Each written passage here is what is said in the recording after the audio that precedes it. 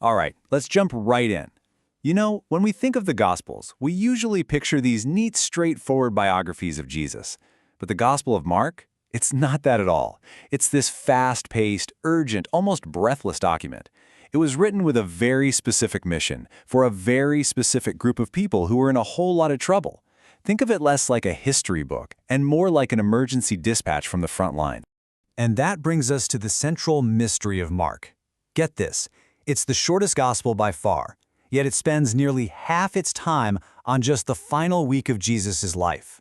His arrest, his suffering, his death. So you have to ask, why? Why this intense, almost obsessive focus on the darkest moments?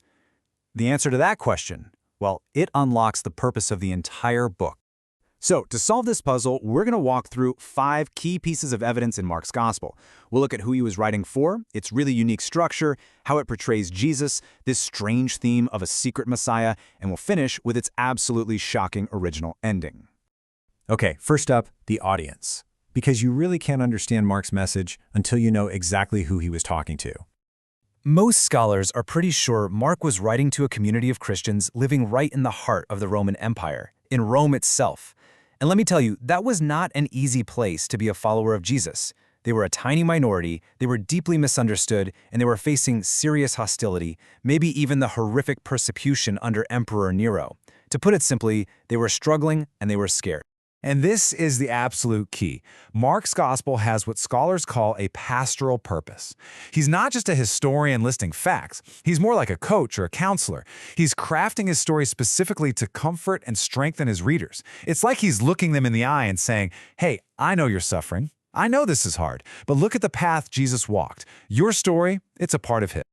This whole pastoral purpose thing is the reason why Mark structured his gospel in such a unique way. So let's take a look at that structure now. The whole book is basically split right down the middle, a tale of two halves. The first 8 chapters are all about power. Jesus is this triumphant, lion-like figure, doing incredible miracles, casting out demons, acting with the authority of God himself. But then, right at the halfway point, bam, he slams on the brakes. Everything pivots, and the next 8 chapters become this relentless march toward the cross, focusing on Jesus as a suffering servant. The shift is so sudden and so dramatic that one scholar famously summed it up like this. Just think about that for a second. Half the book is just an extended introduction to the story of suffering and death. That's not an accident. That is the whole point.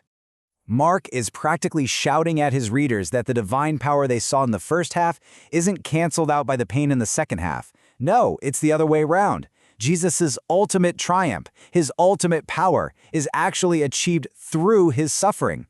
For a church that felt like it was being crushed, can you imagine a more radical, hopeful message than that?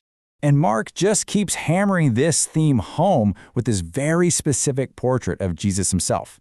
You know, Matthew shows Jesus as a great teacher, a new Moses. But Mark, he's obsessed with this tension, this paradox, between Jesus being divine and being human. One minute Jesus is forgiving sins, something only God can do, and the next he's getting tired, frustrated, or feeling completely overwhelmed. He's vulnerable. A perfect example of this is the title Jesus loves to use for himself, Son of Man. Now, when we hear that, we tend to think, oh, that's his human side, right? Well, actually, that's a huge misunderstanding. It's a direct callback to the book of Daniel, where it refers to this powerful divine figure who comes on the clouds and is given an eternal kingdom by God. So Jesus takes this title of cosmic authority, and he connects it to serving and suffering. He completely flips it on its head. I mean, this one verse, that's the entire Gospel of Mark in a nutshell. The powerful divine ruler chooses the path of a suffering servant. For those Roman readers, this was a game changer. Their God wasn't some distant, untouchable emperor. He was powerful, yeah, but he also knew their suffering up close and personal. So all this brings us to a couple of the strangest features in the whole book. Something called the messianic secret and Mark's super harsh portrayal of the disciples. This first one is a real head-scratcher. It happens over and over again in Mark. Jesus performs an incredible miracle, someone figures out who he is, and he immediately tells them, shh, don't tell anyone. I mean, why would you try to keep the best news in the world a secret?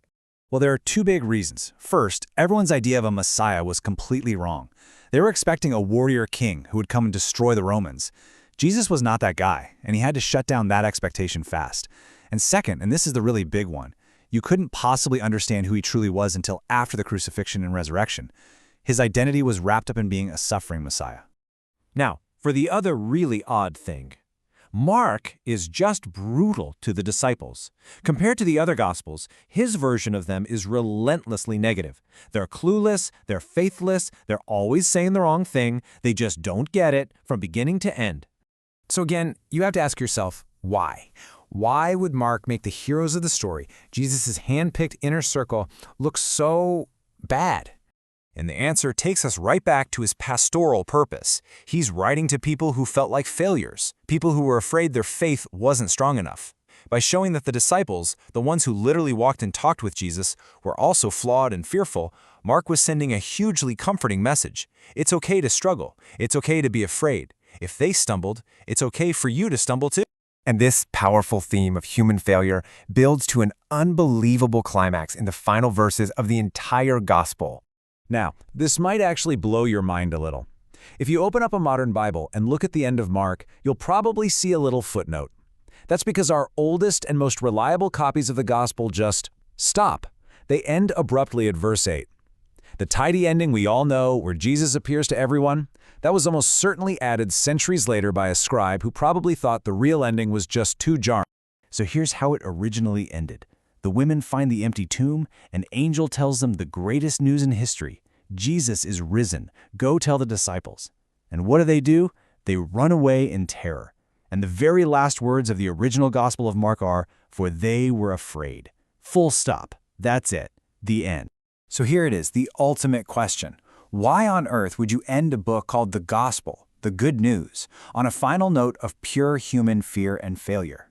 It seems like the worst ending possible.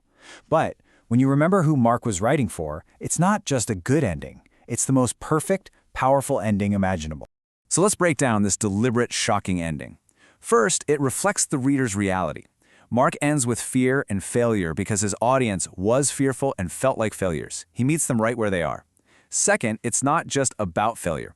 It's balanced by the incredible promise the angel gives them right before they run away. He is going ahead of you. There you will see him.